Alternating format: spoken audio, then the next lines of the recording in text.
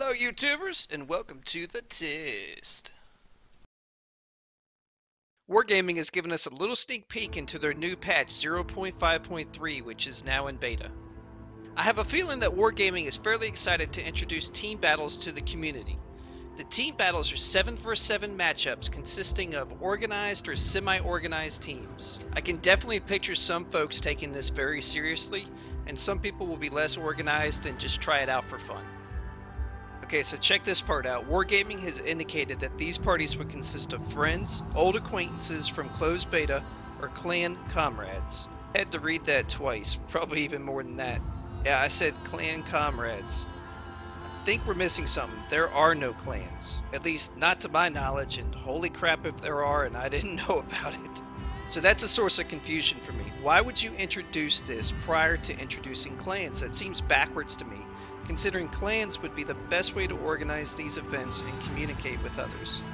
Oh well, anyways, I hope we get some more clarification on that. Team battles have some interest for solo players. A solo player can toggle their status in port to enlist me in a party battle, which would allow people to look you over and invite you to their team if they so desire. Or you could just click the battle button to be thrown into a mercenary status where you would look to earn your keep and earn a spot on a random team.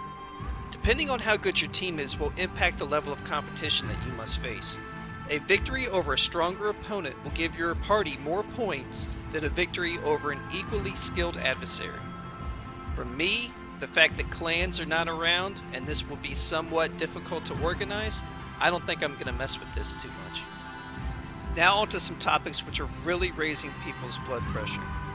There are changes to the AA and secondary armament of ships in this patch. Part of those changes come from the crew skills.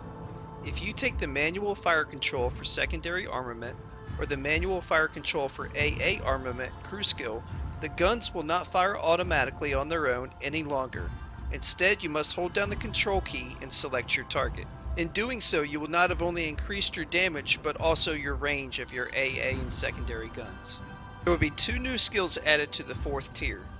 The first one is Survivability Expert, which adds a fixed value of hit points to the ship, which is then multiplied by the tier of the ship.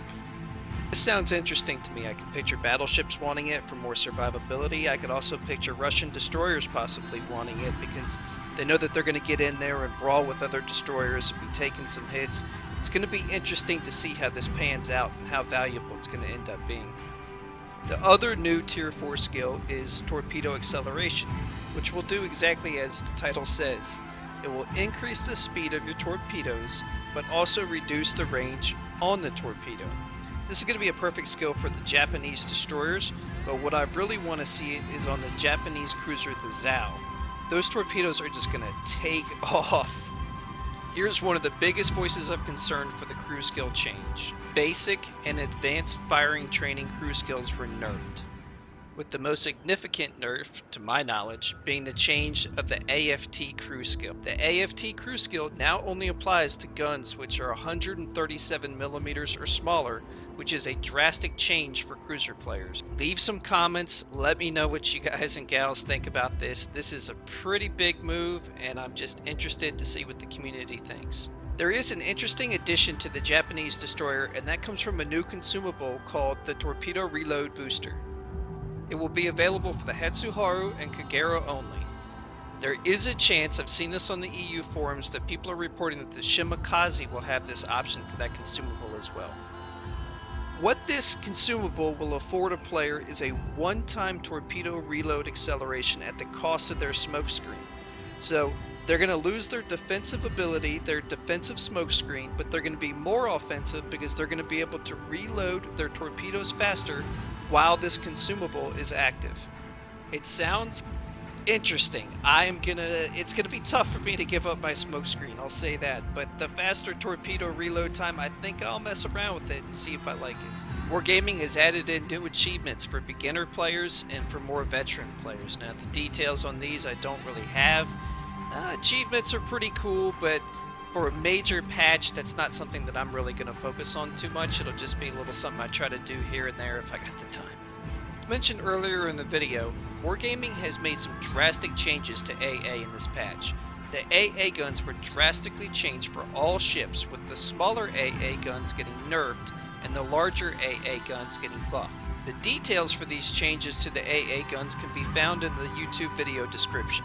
Some of the changes that are mentioned have the destroyer players on high alert.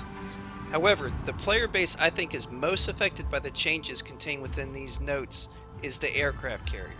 From what I'm gathering, carrier players are most upset by the removal of jet aircraft, as well as the removal of certain bomber wings, specifically torpedo bomber wings, which Wargaming has replaced with dive bomber wings. Feel free to take a look at the notes in the video section to get a better idea of which ships are affected and how. At first glance, it seems to me that certain countries will be affected more than others.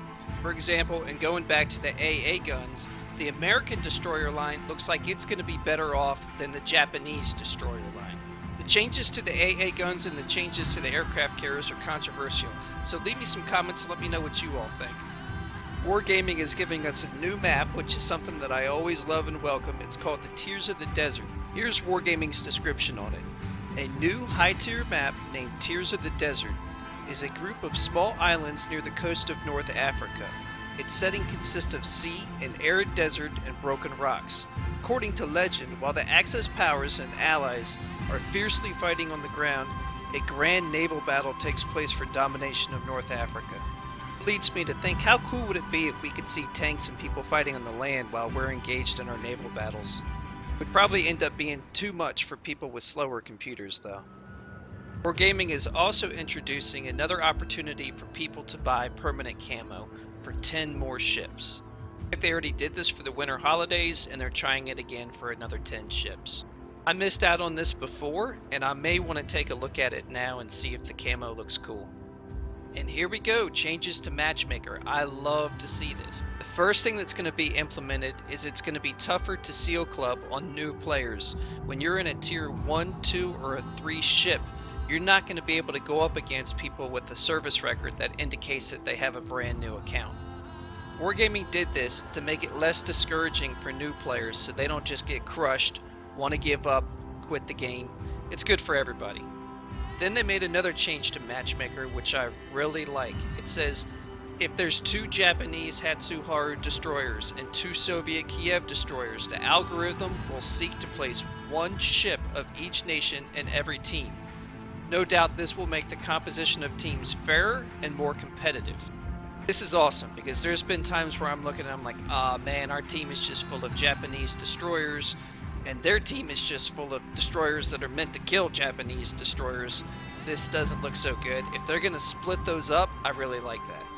I'll tell you what I would really like to see though is some better matchmaking with regards to battleships. I really don't like it when my team or the other team has a tier 8 battleship, for example, and then the other team, their best battleship is only a tier 6. I look at that and I'm thinking, wow, that is just totally not fair. I understand sometimes the other team may have a cruiser advantage, but when you have a mismatch at battleships, I kind of think that that is a little bit unfair and they could probably fix it. There were some minor tweaks to the economy, which you can see in the notes there. The music really interests me. They've changed around some of the shots, some of the movement, and some of the interface sounds. I'm excited to hear that. But more importantly, new music was added to the game. They have an amazing soundtrack for this game, and if they're adding music to it, I'm gonna love hearing that. For folks with slower computers, when you turn your sound or your music off, it's actually disabling it, which will improve your computer's performance. And check this out, an update to the client. I really want to know how significant this is going to end up being. I hope that this has a fix for the aim assist mod.